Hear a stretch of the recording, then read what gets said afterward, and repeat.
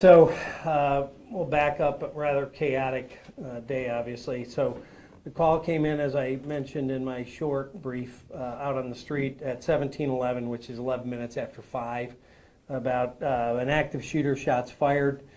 We have deployed a relatively new technology called Live 911. One of our sergeants in the Rochester Hills substation was monitoring Live 911. That allows us to hear the actual call come into dispatch before it's even put out over the radio. So he heard that call come in and immediately self-deployed to the splash pad and was on scene in less than 2 minutes prior to 17:13, which would have been 13 minutes after 5. The suspect had already fled the scene upon that arrival, but obviously there were multiple victims wounded on scene. Our deputies began providing emergency first aid, including tourniquets. The victims, we originally thought there were 9. One had been double reported at one of the hospitals, so at this point, unless someone went to a hospital and brought themselves to a hospital, which more than one did, we're aware of, at this point, 8, unless someone else took themselves to a different hospital and we're not aware of them. But the 8 ones that we have is an 8-year-old boy who has a gunshot wound to the head. He's in critical condition. We have a 4-year-old with a boy with a wound to the thigh. He's stable. A 39-year-old woman with wounds to the abdomen and leg. She's in critical. That's all from one family. We have a 39-year-old white female. She has wounds to the back and arm. She's considered stable. A 30-year-old female with wounds to the thigh and buttocks. She's considered stable. A 30-year-old male with a right leg wound, considered stable. A 78-year-old male with an abdominal wound, considered stable. A 37-year-old female with a hand wound, considered stable. A 40-year-old male with a right knee wound, considered stable as well. So first, I'd like to thank the community for responding. A lot of people have reached out and are very supportive, obviously. I, in my worst nightmare, couldn't imagine standing up here again talking about another active shooter. This agency has responded to multiple active shooters, multiple mass casualties. Oxford, we went to MSU and down Rochester Hills. And in between, we've responded to active shooters. So unfortunately, this has become all too common in America, but especially too common in our community. And I am very, very proud of our people, again, in very difficult circumstances. And not only because of their quick response, their triaging of the situation, but the individual deputies got on scene very quickly and began to look at evidentiary things on scene. And by some of the things they saw, they did some intelligence work and came up with a possible address. Cars were deployed to that address, and a vehicle matching the description of the car that drove away from the scene — we didn't have a license plate, we had a description — was seen in that driveway. And we're still working on the timelines because we still had radio traffic that was only emergency only, but we believe within 45 minutes to an hour we had containment on a home, which ultimately had the suspect inside.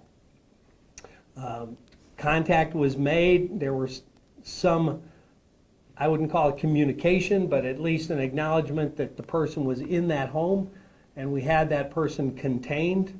We set a hard perimeter on it. We brought in assets, including our SWAT, our helicopter, our drones, and tried to make contact with the person, tried to bring that person out peacefully, and to no avail, had no contact back. After a period of time, we breached the home and deployed drones to begin an examination of the home to make a determination if it was still a hostile actor, and we located the individual deceased in the home. The reason that quick containment is critically important, in my opinion, and why potentially more lives were saved, is we don't know what the next chapter was going to be. And when the drone flew into the home, this was on the kitchen table. So he didn't have just a handgun on that particular endeavor. He had obviously what looks to be an AR platform is still being processed, so I'm not sure. If I had to guess, I would say it's a semi-automatic 223, but I don't know for a fact until that scene's processed. But what I do know is that individual was in that house with that weapon, and I'm not sure how many other weapons were in that house. Again, it's still an active scene being processed.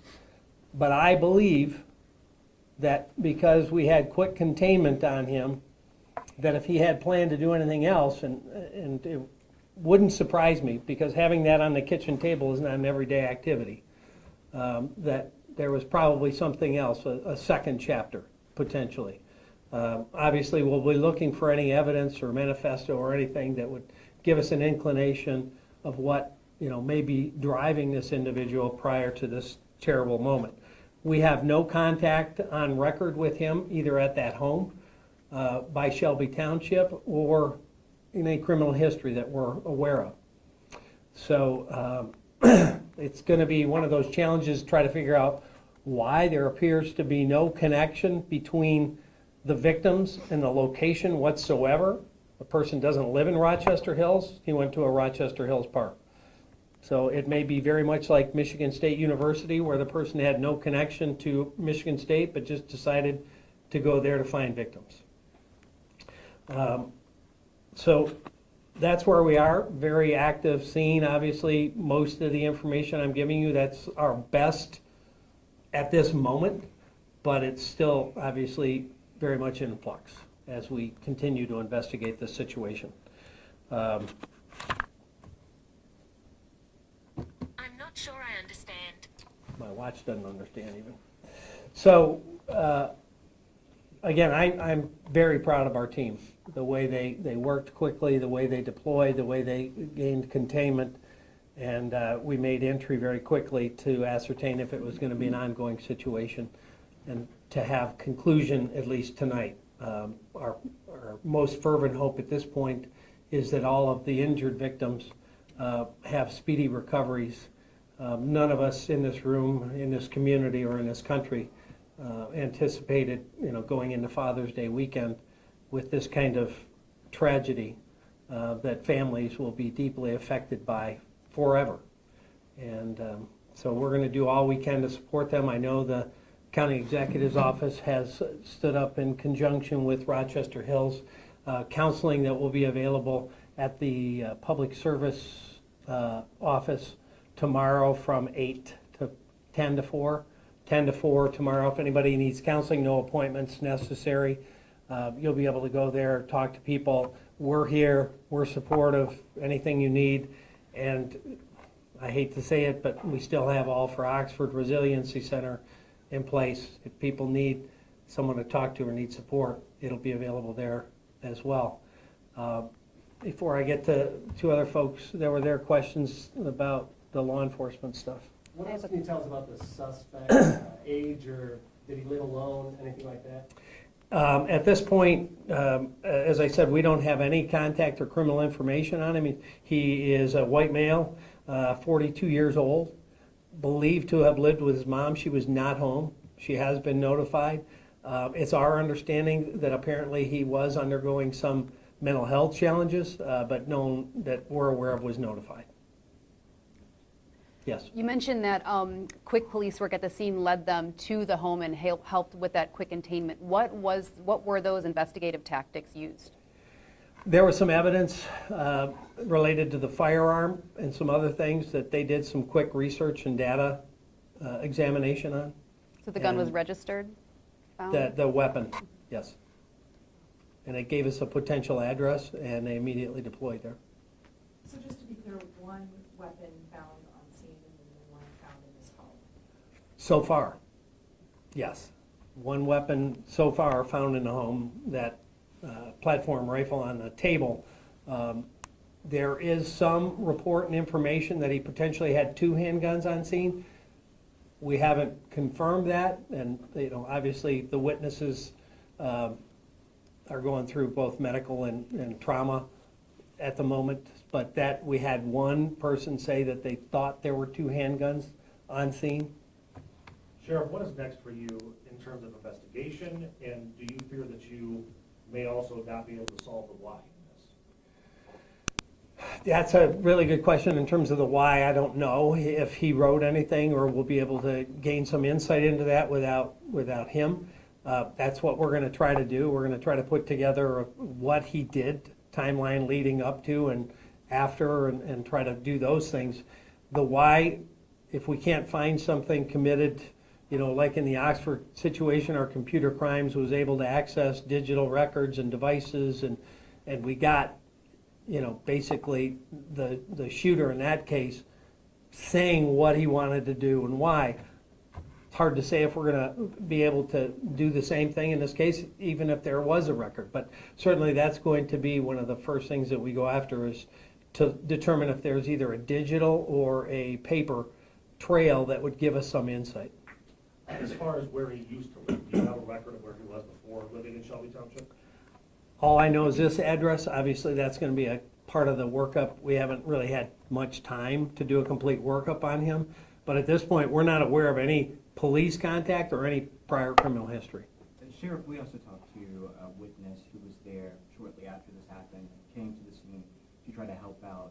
He seemed quite shaken. You also seemed quite shaken by this. What's your reaction? How are you processing this right now? Well, it's hard to process. I can tell you that our whole agency has been buffeted about with a lot of challenges, from a line of duty death and COVID, and then Oxford, and then responding to MSU. And during the Oxford wakes, we had to leave some of those services to go to an active shooter in Orion at a medical building. So, our folks, I'm so proud of them because they suit up and they go back at it. Some of the same faces that were at Oxford I saw in Orion at that active scene. And a lot of the faces I saw tonight were at both of those and MSU. And so, it's a constant challenge. And we try to do everything we can with our peer-to-peer program and our support programs for our people, because it affects them. There are some people in our agency that still have not been able to come back to work after Oxford. So it's tough to process it because we feel deeply for our victims. Sheriff, how crowded was the splash pad, and how many shots do we know how many were fired?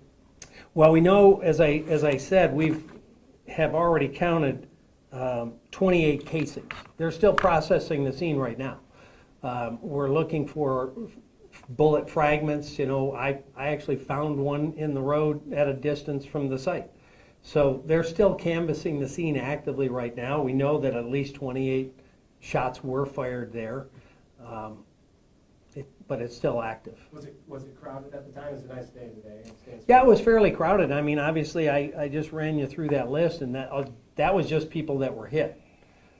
We've already been able to recover some video evidence from a nearby camera. It's not great zoom-in quality, but it kind of gives some of the totality of the event.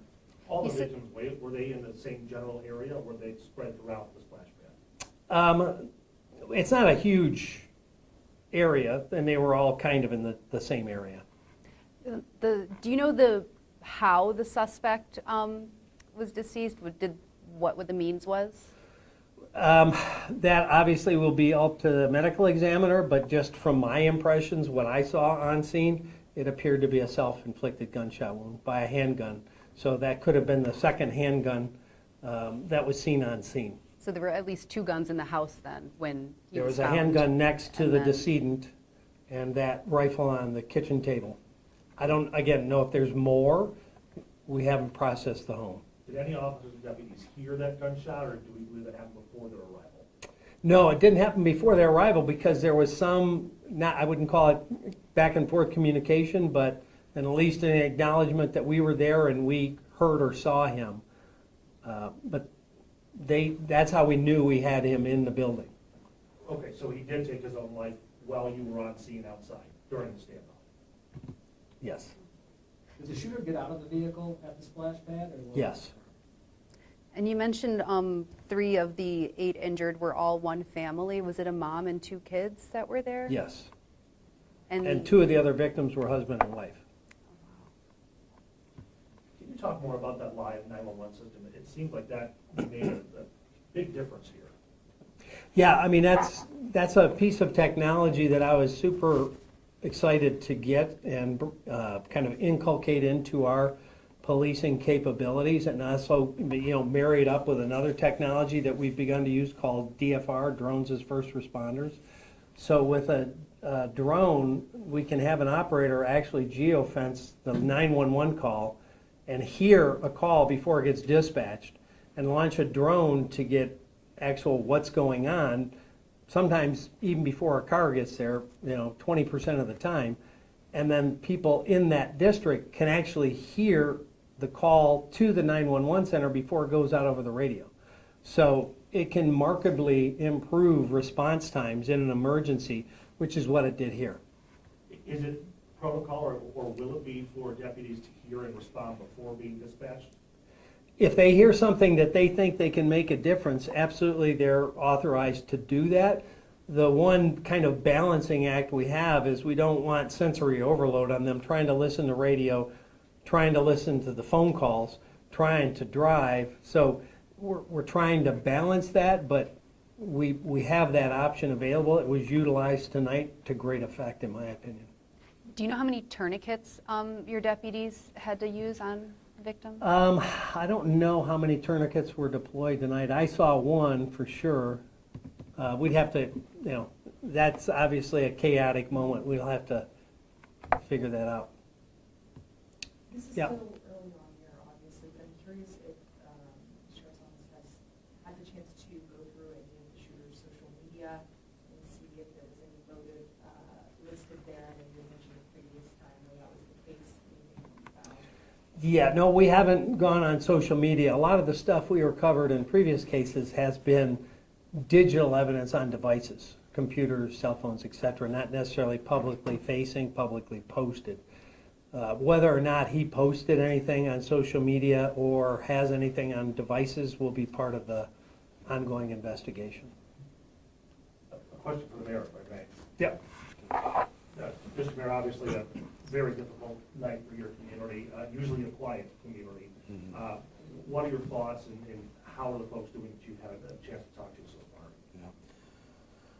I love my community, and my heart breaks today. When I got on scene, and I want to echo the comments of the sheriff, we are fortunate to have the protection of the Oakland County Sheriff's Office and the hard work of the Rochester Hills Fire Department. When I got on scene, I started to cry because I know what a splash pad is supposed to be. It's supposed to be a place where people gather, where families make memories, where people have fun and enjoy a Saturday afternoon, and it wasn't today. And as you heard the victims, families, husbands and wives, what normally happens in our city didn't happen today. I've been mayor for 18 years, and I've often texted and supported my colleagues across the country who've gone through this in Orlando and Las Vegas and Pittsburgh, El Paso and Dayton. Never really thinking that it could happen in my community. And today it did. And it's a mental reset. It's a reminder that we live in a fragile place with fragile people. And it's also a reminder to be grateful for professionals. There were 100 firefighters and sheriff's deputies out there today, members of our Department of Public Services, our parks team. I'm grateful for them. They run towards, if you can imagine, a horrible scene when children are involved, and did what they do best, and our focus now is, I said earlier, singular. We are fully focused on supporting those families.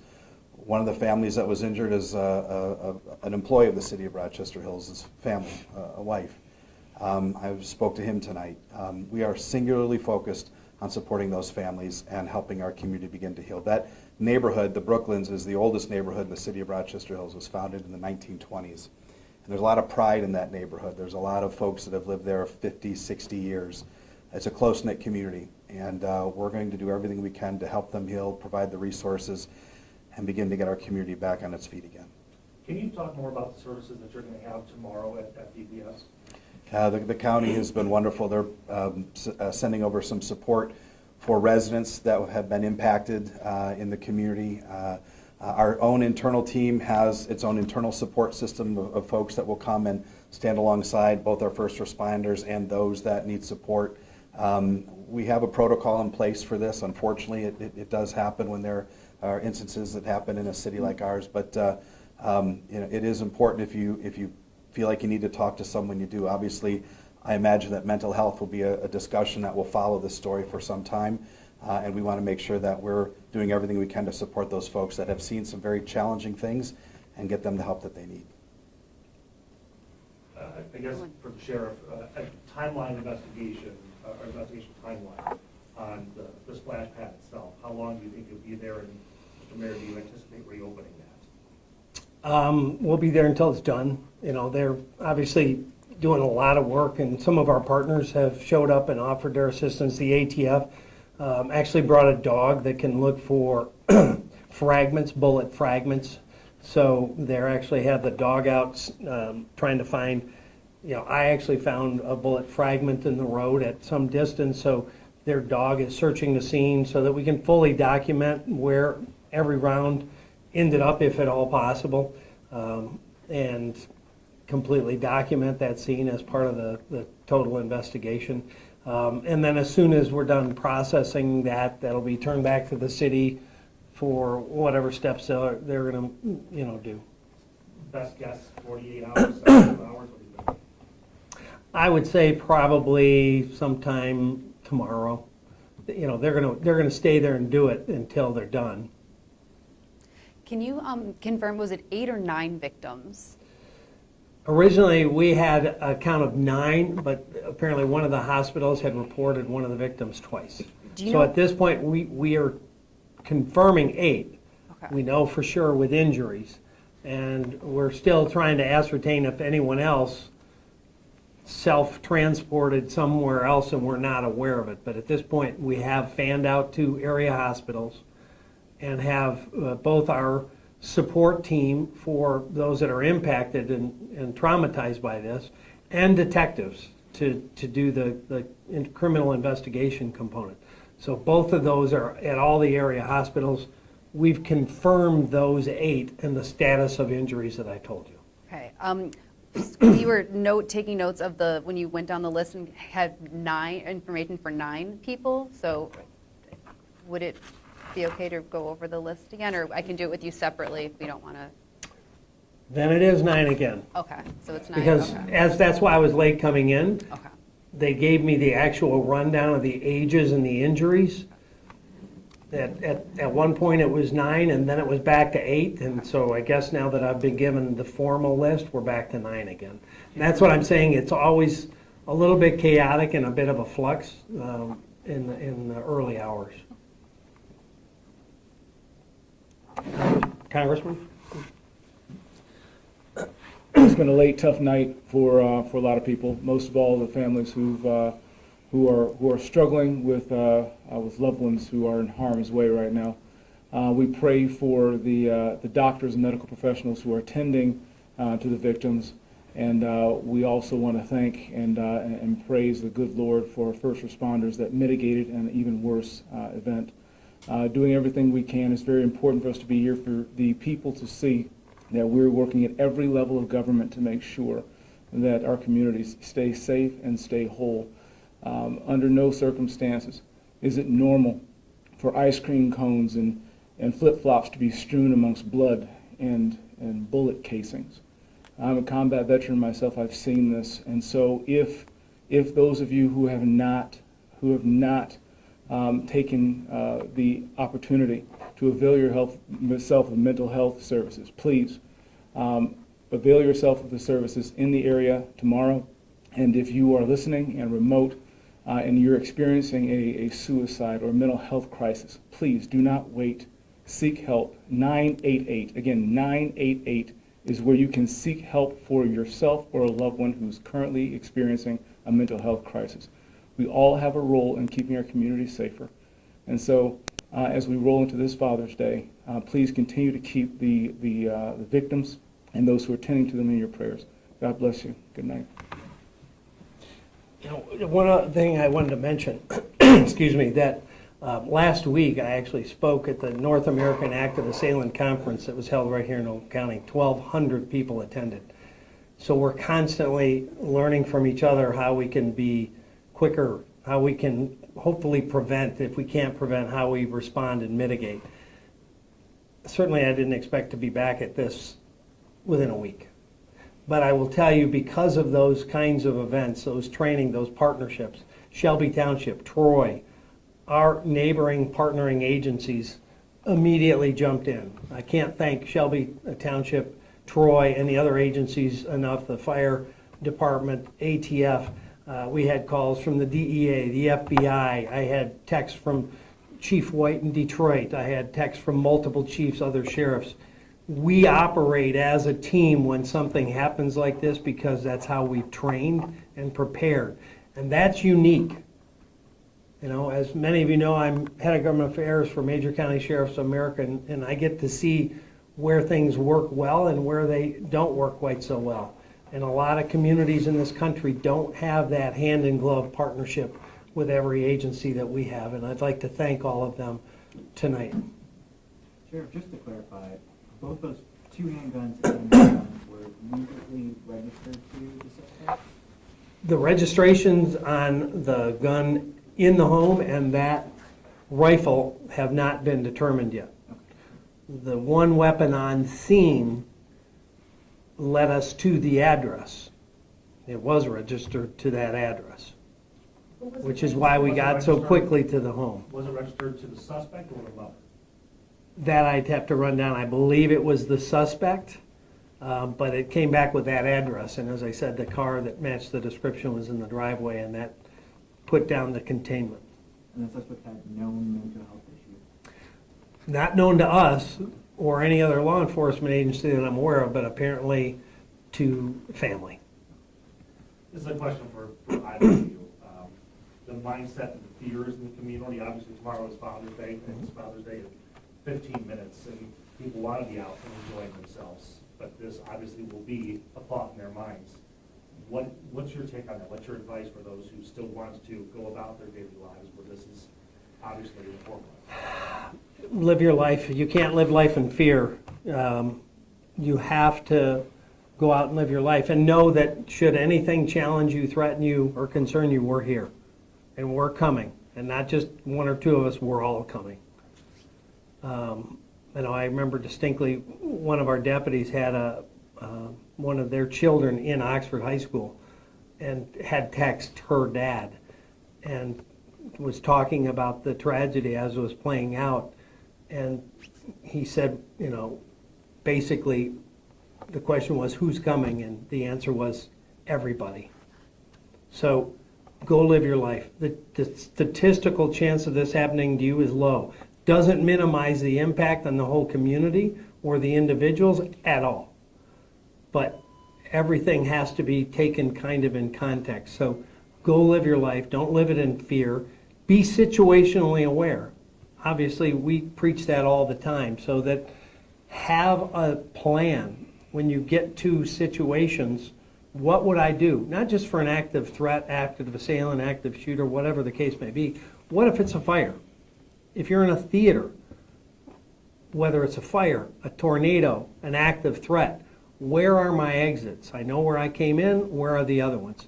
Situational awareness, wherever you are, is a good methodology to feeling more comfortable. It's like buying homeowners insurance.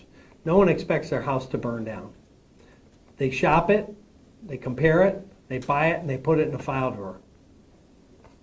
Then they move on with their life. They don't fret that their house is going to burn down. They do things, to prevent it, if at all possible, but they don't quit living their life or enjoying their house. And that's what I would tell the people. please, go out. But, as the congressman said, these tragedies are a terrible, terrible reminder to us. Don't take any day for granted. If you still have your dad, which I don't, be thankful. Spend the day with your dad and go do something fun. And tell each other you love each other. Because there's no guarantee for any of us that there's going to be a tomorrow. I Ma'am? did have one more question actually about that video that you said that you were able to pull at the scene. Is there anything you could describe for us what that video looked like and what you all discerned from it? It looked chaotic. You know, you could see people kind of just enjoying the day, and then it was a scramble. People were falling, you know, getting hit, trying to run. The terrible things that unfortunately all of us in our law enforcement business have seen way too much. Were you able to determine how far the shooter was from the victim? Did he stay close to the car, or did he come into the splash pad? Still a work in progress. I haven't seen some of the video myself, but it appears, based on the evidence that I saw on scene, that he started firing once he was out of his car from the base of the steps, climbing the steps, reloading, and then was firing from the top of the steps in the splash pad area before he left. And appeared to leave in no rush. Just calmly walked back to his car. So it's a bizarre situation. Thank you, Chair. Thank you. Thank you.